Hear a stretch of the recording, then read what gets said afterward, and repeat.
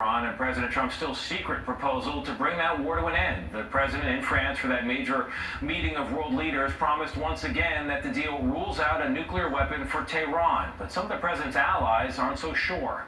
Here's Chief White House correspondent Nancy Cordes. We're dealing with people that I think are very rational people. A surprising turn of events today as President Trump praised Iranian leaders while slamming his closest ally in the Middle East. I'm not happy with the way Israel has handled themselves with Lebanon. This is what angered him. Israeli strikes on Beirut Sunday aimed at rooting out Iran-backed Hezbollah fighters. The Iranians said the ongoing fighting in Lebanon could jeopardize their fragile new agreement with Trump. Israel's fighting Hezbollah too long and too many people are being killed. And you don't have to knock down an apartment house every time you're looking for somebody. But Israel's prime minister is vowing to keep forces in southern Lebanon as long as Hezbollah remains a threat. The struggle, he said, has not ended.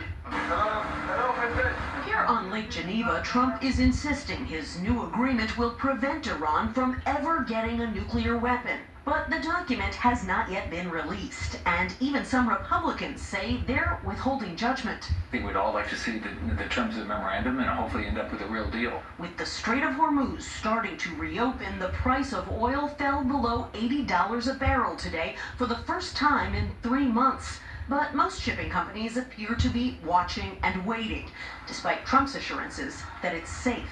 Ships are starting to move now. We're going to have it fully open by Friday.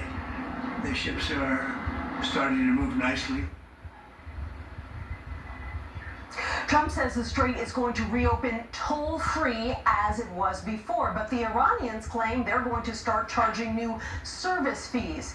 Just one example of the many conflicts that remain, even though the fighting has stopped, Tony. We'll keep following it. Nancy, thank you very much. Back here at home, more than 40 million people across the Gulf Coast are preparing for record-breaking rainfall with what's expected to be the first named storm of the season, Arthur, now approaching the state of Texas. Here's CBS News correspondent Jason Allen. More than half a foot of rain brought dangerous flash flooding to multiple states today, turning roadways into canals throughout Louisiana. Residents in DeRidde are wading through waist-high water to seek higher ground.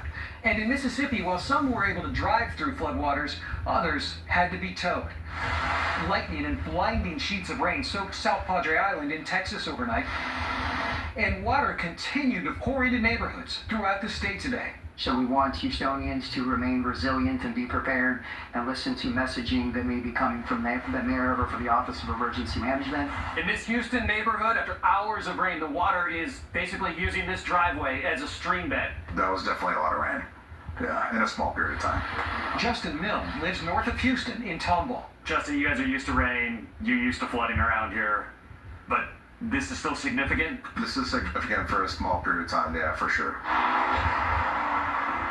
Sun is out, but all of the water that fell here, 6 inches near this neighborhood, still draining out of it and down the street today. Further to the west, near San Antonio, the sheriff's office confirmed that a woman was killed when flash floods pushed her car into a swollen creek. Tony? All right, Jason.